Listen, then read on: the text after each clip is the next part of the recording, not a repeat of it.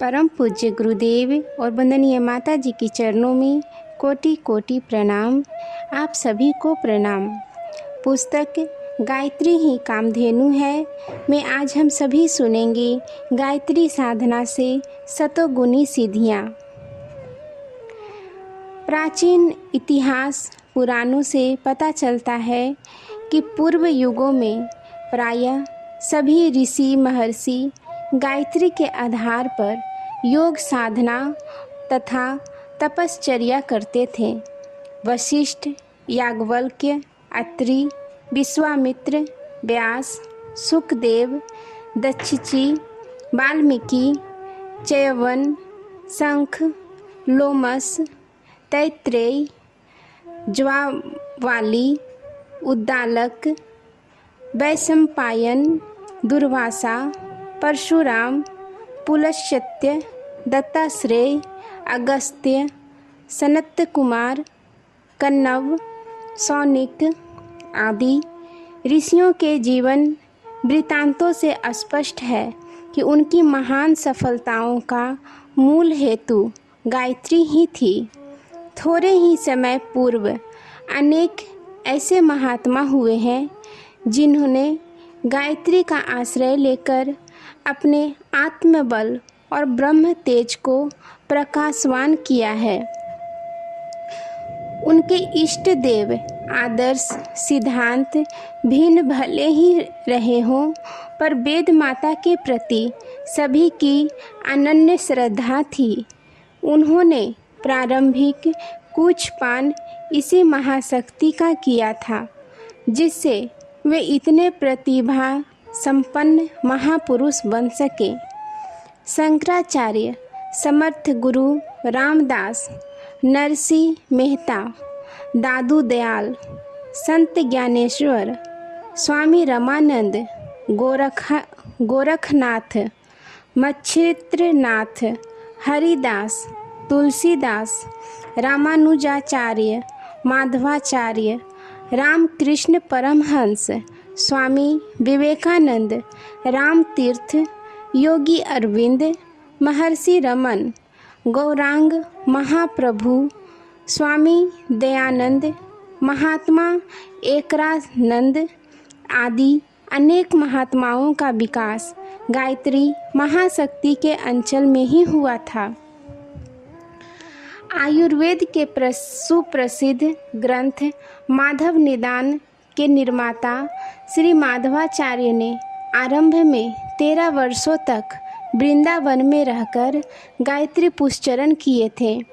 जब उन्हें कुछ भी सफलता न मिली तो वे निराश होकर काशी चले गए और एक अवधूत की सलाह से भैरव की तांत्रिक उपासना करने लगे।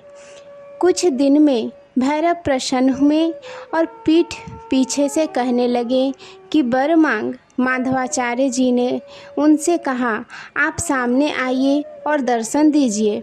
भैरव ने उत्तर दिया, मैं गायत्री उपासक के सम्मुख नहीं आ सकता। इस बात पर माधवाचार्य जी को बड़ा आश्चर्य हुआ।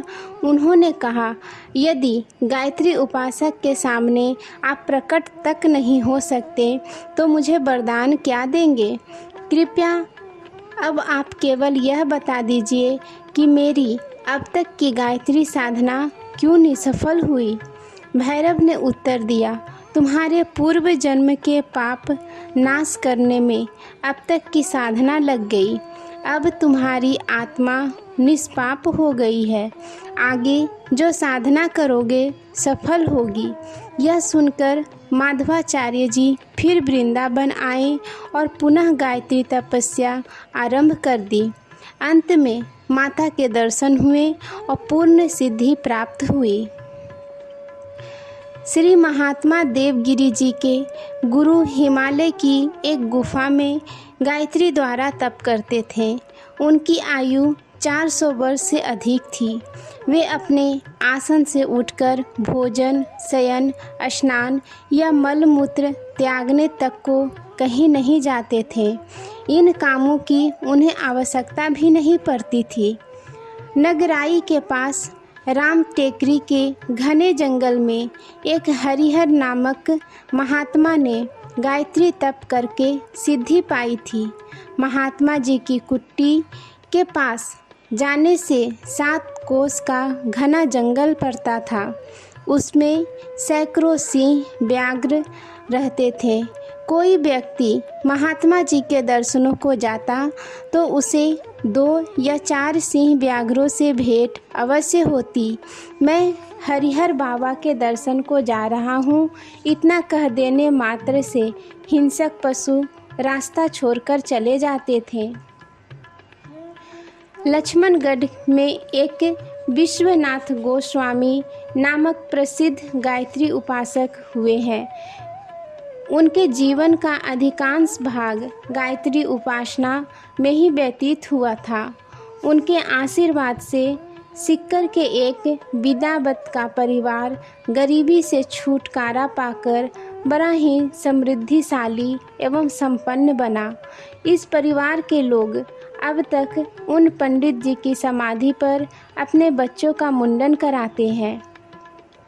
जयपुर रियासत में जौन नामक गांव में पंडित हरहाय नाम के एक नैष्ठिक गायत्री उपासक रहते थे। उनको अपनी मृत्यु का पहले से ही पता चल गया था। उन्होंने सब परिजनों को बुलाकर धार्मिक उपदेश दिए और बोलते, बातचीत करते, गायत्री मंत्र का उच्चारण करते कुछ हुए प्राण त्याग कर दिए। गायत्री मंत्र का उच्चारण करते हुए उन्होंने प्राण त्याग कर दिए। जूनागढ़ के एक विद्वान पंडित मणिशंकर भट्ट पहले यजमानों के लिए गायत्री अनुष्ठान दक्षिणा लेकर करते थे।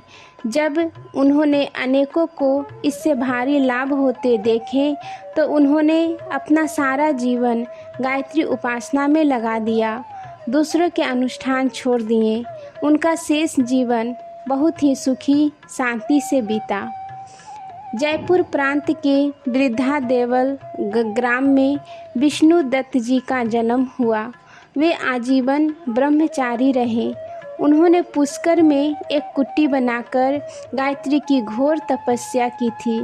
फलस्वरूप उन्हें अनेक सिद्धियां प्राप्त हो गई थी। बड़े बड़े राजा उनकी कुटी की धूल को मस्तक पर रखने लगे। जयपुर और जोधपुर के महाराजा अनेक बार कुटी पर उपस्थित हुए। महाराज उदयपुर तो अत्यंत आग्रह करके उन्हें अपनी राजधानी में ले आए और उनके पुष्चरण की शाही तैयारी के साथ अपने यहाँ पूर्णाहुति कराई। इन ब्रह्मचारी जी के संबंध में अनेक चमत्कारी कथाएं प्रसिद्ध है। आर्य समाज के संस्थापक श्री स्वामी दयानंद जी के गुरु प्रज्ञाचक्षु स्वामी बिरजानंद सरस्वती ने बड़ी तपस्या पूर्वक गंगा तीर पर रहकर 3 वर्ष तक गायत्री जप किया था। इस अंधे सन्यासी ने अपने तपोबल से अगाध विद्या बल और अलौकिक ब्रह्म तेज प्राप्त किया था। कल्याण के एक संत अंक में हरे राम नामक एक ब्रह्मचारी का जिक्र छपा है। यह ब्रह्मचारी गंगा जी के भीतर उठी हुई एक टेकरी पर रहते थे और गायत्री की आराधना करते थे। उनका ब्रह्म तेज अवर्णनीय था। सारा शरीर तेज से दमकता था। उन्होंने अपनी सिद्धियों से अनेकों के दुख दूर किए थे। दिनवा के स्वामी मनोहर दास जी ने गायत्री के कई पुष्चरण किए। उनका कहना है कि इन महासाधना से मुझे इतना अधिक लाभ हुआ है कि उसे प्रकट करने की उसी प्रकार इच्छा होती है जैसे कि लोभी को अपना धन प्रकट करने में संकोच होता है। हटा के श्री रमेश चंद्र दुबे को गायत्री साधना के कारण कई बार बड़े अनुभव हुए हैं, जिनके कारण उनकी निष्ठा में वृद्धि हुई है।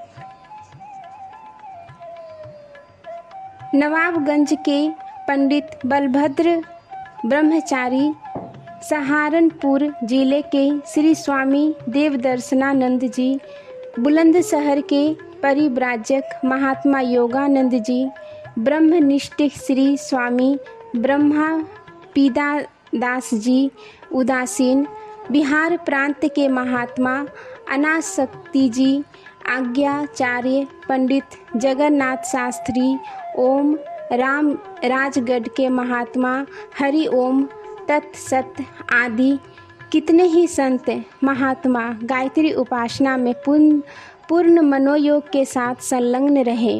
अनेक गृहस्थ भी तपस्वी जीवन व्यतीत करते हुए इस महान साधन में प्रवृत्त हुए। फलस्वरूप इस मार्ग पर चलते हुए उन्हें महत्वपूर्ण आध्यात्मिक सफलता प्राप्त हुई है। गुरु जी कहते हैं, हमने स्वयं अपने जीवन के आरंभ काल से ही गायत्री की उपासना की है और वह हमारा जीवन आधार ही बन गई। दोष विकारों, कसाय कलमस्यों, कुविचारों और कुसंस्कारों को हटा देने में जो थोड़ी सी सफलता मिली है, उसका श्रेय इसी को है।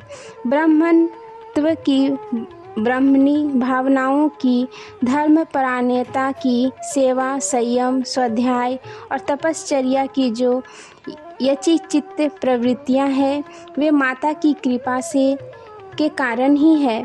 अनेक बार विपत्तियों में उसने बचाया है और अंधकार में मार्ग दिखाया है।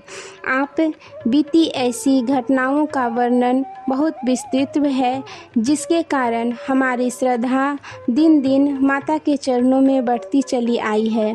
इन वर्णनों के लिए इन पंक्तियों में स्थान नहीं है।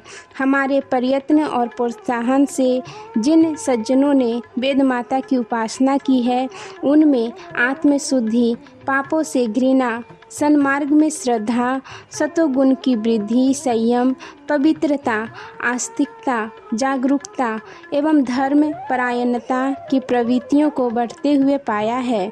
उन्हें अन्य सांसारिक लाभ चाहे हुए हों चाहे न हुए हों, पर यह आत्मिक लाभ हर एक को निश्चित रूप से हुए हैं और विवेकपूर्ण विचार किया जाए तो लाभ इतने महान है कि इनके ऊपर धन संपत्ति की छोटी मोटी सफलताओं को निछावर करके फेंका जा सकता है।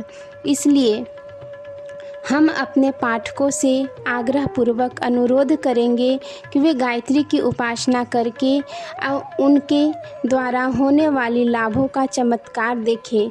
जो वेद माता की शरण ग्रहण करते हैं, अंतःकरण में सतोगुण, विवेक, सद्विचार और सत्कर्मों की ओर असाधारण प्रवृत्ति जागृत होती है। यह आत्म जागरण लौकिक और परलौकिक, सांसारिक और आत्मिक सभी प्रकार की सफलताओं का दाता है।